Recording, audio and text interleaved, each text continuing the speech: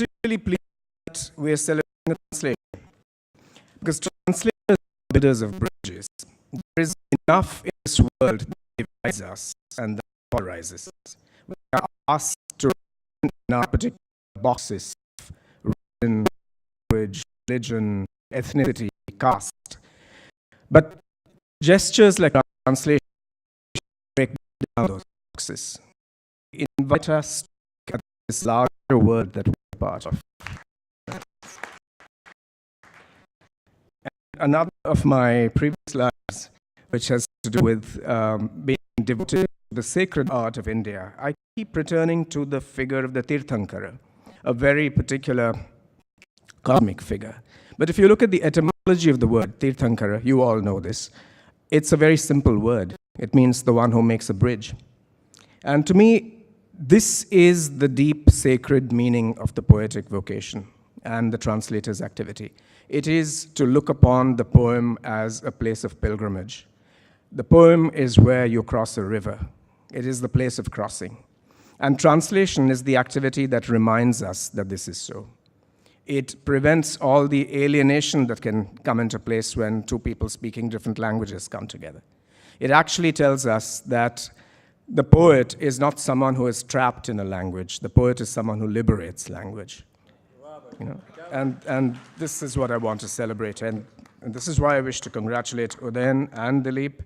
And if you will allow me a brief note, because some of you are probably saying, what is this Anglophone poet doing in a Gujarati context? So I want to address that a little bit. In fact, as I speak, I'm thinking of my dear old friend Ashwin Mehta, the photographer and writer, who in his delightfully brusque way would probably say, "Elo Shunkam," or something like that. So I have to explain why I have earned the privilege of being here. One may write in one language, but especially in a context like India, you cannot be a writer unless you are interlingual. And this is, for me, a firm belief. You can write in whatever language you want. It might be English, it might be Kannada, it might be Gujarati, Marathi, or Hindi, or Urdu. But you are informed by the constant confluence of many, many languages. And this is what happened to me as well, growing up in Bombay. When I was at Elphinstone College, it was a flourishing institution, and it had many language departments. And although I was studying politics, what was most important to me was the presence on campus of writers like Geetaben Naik, who was the head of the Gujarati department, and Vasantabaji Dahake, who was in the Marathi department. Now, these were not people I was not their student, but I was their disciple. And it was a privilege to be in that position. And those were the years when I came into contact with Geetaben, with Prabodh Parekh, and with Dilip Jhaveri. And when I was in my early 20s, I worked on translations of Dilip Bhai's poems and of Prabodh's poems. And to me, these were necessary acts of apprenticeship. They were ways in which you could dedicate yourself to the thrum, the rhythm, the cadence of another language, and all of the associations that it brought with it. So this is where I come from, to this place where I will now say a few things about Udayan's poetry, which is at the heart of this moment. Why I respond to Udayan's poetry so strongly is because it reminds us, for one, that Gujarati is not only an Indian language. Some people make the mistake of thinking it's an Indian language. But in fact, you hear it in South Africa, in Kenya, in Zanzibar, in Wembley, in Brooklyn, in New Jersey, Houston, wherever you like. It's as international language as any other that you might want to think of. And it's this kind of, it's this, if you will, migratory, nomadic internationalism that informs the way in which poets like Udayan work. There is a deep cosmopolitanism in his poetry. There is an engagement with the history of Europe, but there's also a profound engagement with his own neighborhood. The local and the global are not opposed in his poetry. And this is something that I cherish in all poetry. And the way in which Udayan delivers his insights is also very special. He engages with a wide range of formal experiments. Many of his poems might work with the form of the lyric, the fragmentary poem which is loaded with a certain kind of emotion, which is personal. You might want to call that a form of Khandakavya. But over against that are a range of experiments where he opens up the body of the poem to the chorus, to theater, to different voices, to the form of the journal, to the form of the letter. And it's this range and diversity of poetic utterance that, again, I would cherish in Udayan's poetry. It works wonderfully in the Gujarati, which I've heard, and it works beautifully in the way in which Dilip's brought it across into a very idiosyncratic, rich English. And I will close with these words and with a prayer to all of you who are readers and votaries of poetry to continue to respond to these particular complexities in poetry. It's very easy to seek a certain kind of popularity in poetic utterance, but everyone here on this stage is an adventurer, is an explorer, is someone who has wrestled with all that is deep and difficult in the poetic vocation. Thank you for your attention. જે કવિ એમ કહીને ગયા છે ને અહીંયા જ છે કે ગઝલ કે ગીતને વારા ફરતી પહેરે છે, કવિની પાસે શું વસ્ત્રોની બે જ જોડી છે. પણ એ કવિ પોતે આ સીમાને વળોટી ગયા છે ને રણજીતભાઈએ વાત કરી એમ વિવિધ ભાષાની છટાઓ એમણે પોતાની કવિતાઓમાં વ્યક્ત કરી છે. અને ગુજરાતી ભાષામાં તો આપણે બધાએ માણી જ છે, પણ અંગ્રેજીમાં એ કેવી રીતે નિખરી ઉઠી છે એ બધાને આપણને જોવાનો ઇંતજારી છે, જોવાની આપણને ઉમંગ છે. તો આ કાર્યક્રમના ઇન્ટરવલમાં એ પુસ્તક આપ સૌને એ બહાર ઉપલબ્ધ થશે. Udayan Thakkar, new and selected poems. ઉદયનભાઈને વિનંતી કરું કે એમાંની એક કવિતા એ ગુજરાતીમાં સંભળાવે અને પછી એ જ કવિતાનો અનુવાદ દિલીપભાઈ આપણને સંભળાવશે. આ પહેલો હિસ્સો આપણે અહીંયા પૂરો કરીશું. કાવ્યોનું શીર્ષક છે ફેન્સી ડ્રેસ. 40 વર્ષ પછી અમે શાળાના મિત્રો મળ્યા ફેન્સી ડ્રેસ પાર્ટીમાં. કોઈ મિયા ફૂસકી બનેલો, કોઈ તબા ભટ્ટ, સુજાતા સિન્ડ્રેલા, નટુ હેડ માસ્ટર અને હું બનેલો ખૂંદિયો રાક્ષસ. જાજો મેકઅપ નહોતો કરવો પડ્યો જો કે.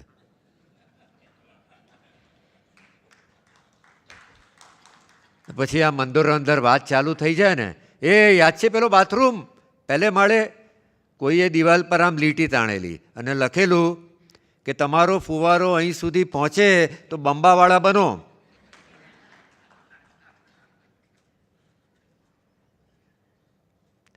અને બીજો કહે છે કે પેલો નટુ માસ્તરે કેવો તતડાવ્યો હતો, ચોપડી કોરી કેમ?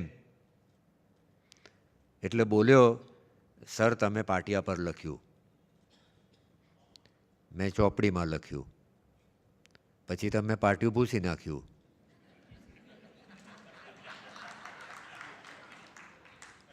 પણ આ નટુ છે ને કોકા કોલાની બાટલી દાંતથી ખોલતો હતો.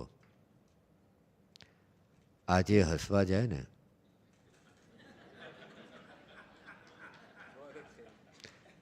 તો ચોકઠું બહાર પડે છે. અને દુષ્યંત અરે આંખને પલાખા કડકડાટ બોલતો હતો. આજે પોતાનું નામ પણ યાદ નથી.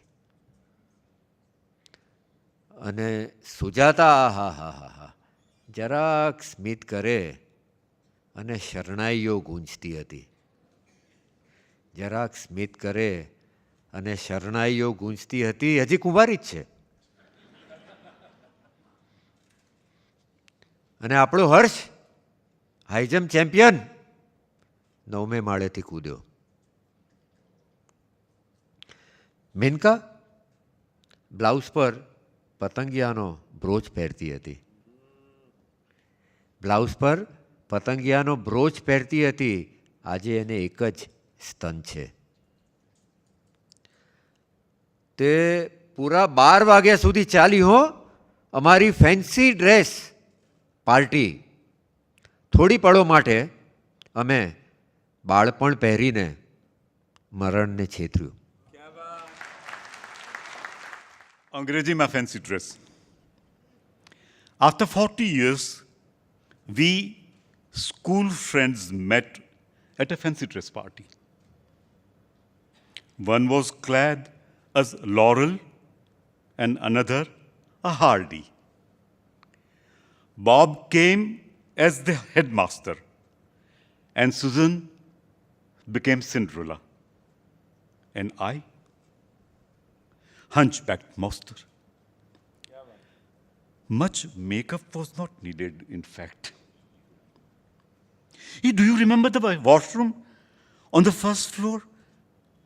A line was sketched on the wall with the words, "If your stream can reach this far, then become a fireman."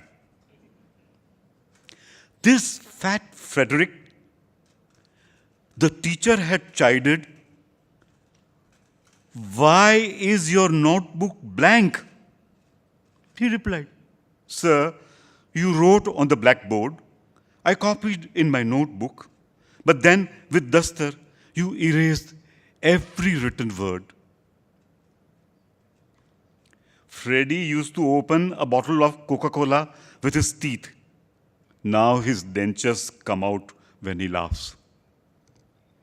And Paul, Jesus, he could rattle down numbers and tables, and now he forgets his name even. Violins used to play when Susan would smile. She's still a spinster. Carl was a champion in high jump, leaped from the 9th floor. Venus used to wear a butterfly brooch on her blouse. She has only one breast now. Till midnight, the fancy dress went on.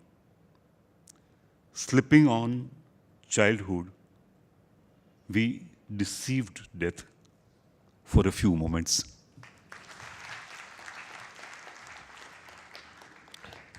ઓનસ્લોટ press Oxford England તરફથી આ બુકનું publication થયું છે. આપ આ પુસ્તક ચાહો તો ઇન્ટરવલમાં મેળવી શકો છો.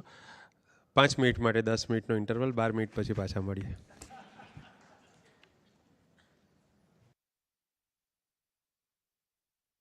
એક મિનિટ.